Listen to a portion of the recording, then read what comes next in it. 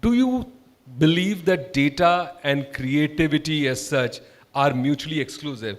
And the other question is, it might be currently or may not be. Should it be exclusive at all as such? Or do they need to interact? Do they need to talk to one another? Wait. I think the answer is both affirmative and negative. See, saying data and creativity are mutually exclusive is, in today's context, is like saying, is our technology and life separable? The point is one necessarily governs and, the other necessarily drives things, right? I think data governs everything that you do, including the creative process to a large extent today. But the actual process of creativity does have those rooms where they are not driven by data only, where probably the right brain takes over and takes it to a different level altogether. But Tabriz is right. The point remains is, as marketeers, the biggest challenge is what is the purpose of creativity? What are you creating what for, right?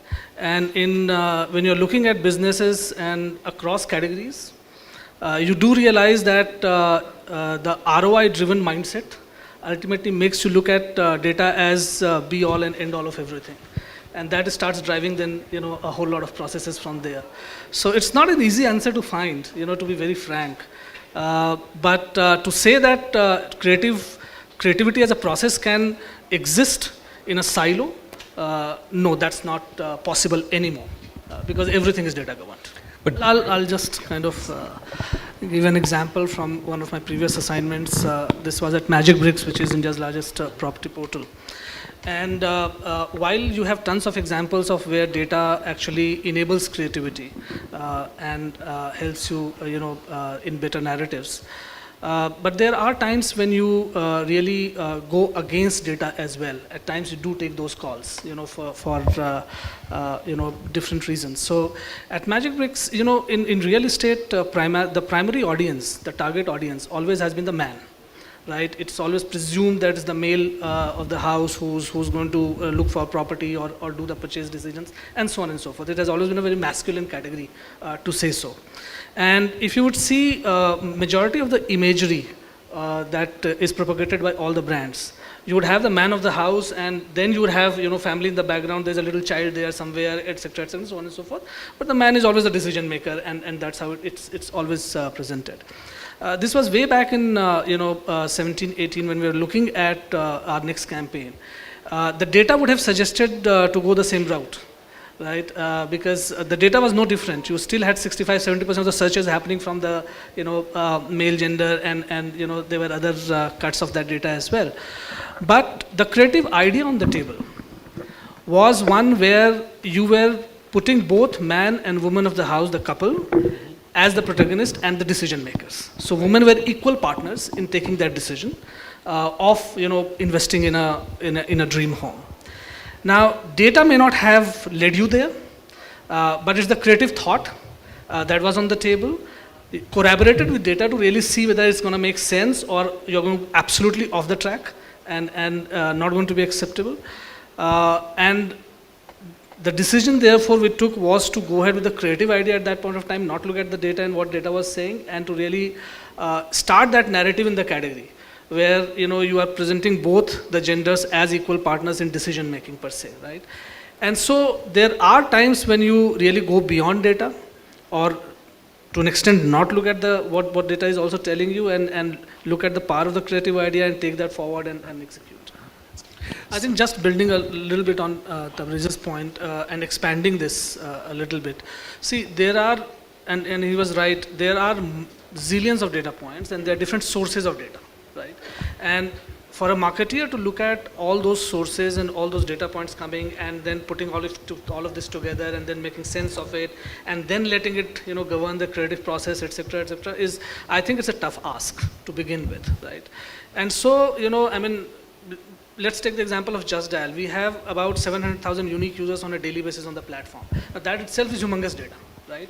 Then you have social media, then you have third-party data, then you have, there are multiple data points that you're looking at, and then you're trying to find a common thread across all of this to really be able to take a decision. I think we also need to work, and I think this is work in progress pretty much, and I think, people like Bubble and all are helping a lot in the sense that you got to be bringing all these data points together, and you have to have that one linear kind of a method of, looking at all of them, removing duplications out of this, and really looking at what is it that you can really read as a trend. Because, as she rightly said, mostly you end up reading trend because, the amount of data is so vast that, getting into every small segment of that may or may not be fruitful as well, at the end of the day, right? So broad trends, coming out of all of this, but this remains a challenge, and we have to wait through this challenge, and therefore, I think some part of creativity process also, kind of is not as influenced by data because of all these problems that are there, right? That you think of a message first, then you start working backwards, and so on and so forth. The point that he was making, those things are changing, and there's much more and more data now starting to govern the kind of campaigns you would wish to do, or the narratives that you would want to have, or the messages that you want to give. A lot of this is now data driven, but then I don't think it's very coherent. Taken a few audience questions as well. I just wanted to make one small point, a contrarian point to the to what Tabir was saying. See, yes, data.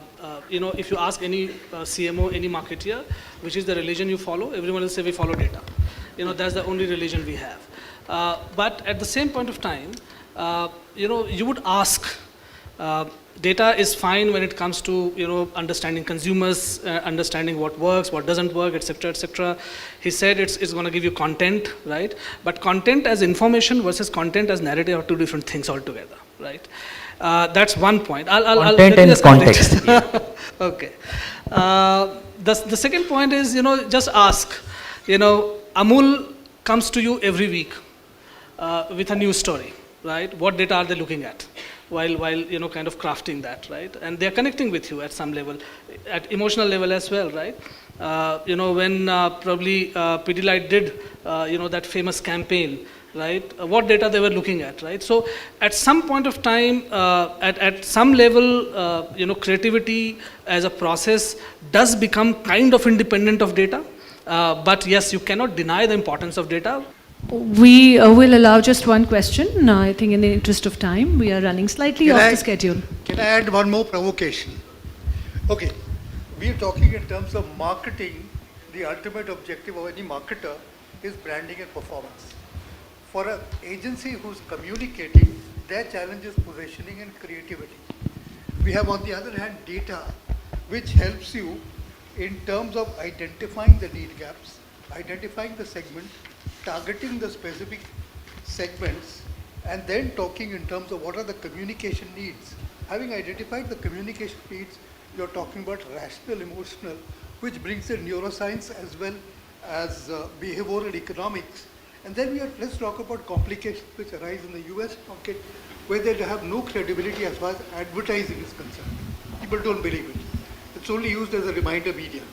And third thing is the attention span within 7 seconds. Can we put everything together and put a process in place? That is the holy grail, isn't it? Cross-cultural preferences. Absolutely. No, it is possible. And sir, you made a point about decreasing attention spans, right? Yeah. And so for a consumer who has only got 5 seconds to take a decision, right? How much of creativity you want to really push to the consumer, Exactly. right? So you have to also take all those things into account. So yes, data also will play a very, very critical role. But today's topic was very interesting. Yeah. Sorry? The question is, data does not give you creativity. It doesn't. It So doesn't. therefore- It doesn't. It doesn't. It doesn't. That's something that is established. It's something that informs. So thanks a lot. It's been a very wonderful discussion. Thank you very much, all of you. Thank you.